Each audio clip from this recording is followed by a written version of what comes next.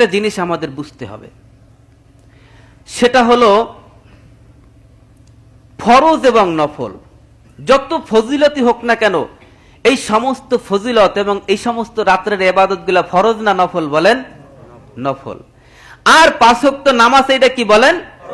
ফরজ। এখন আমরা এমন ইবাদত করব না যে ইবাদত করতে করতে গভীর রাত পর্যন্ত জায়গা নফল ইবাদত করছি, আমার ফজরের নামাজ কাজা হয়ে গেছে, এমন যেন না হয়। হযরত ওমর রাদিয়াল্লাহু তাআলা আনহু একবার এক সাহাবী ফজরের নামাজে তাকে পায় নাই, তার বাড়িতে খোঁজ নিতে গেছে। যাওয়ার পরে সেই সাহাবীর মা বলতেছে যে ও তো আজকে সারা রাত নফল নামাজ পড়ছে, শেষ রাইতে একটু ঘুমের মতন পড়ছে, উঠতে পারে নাই।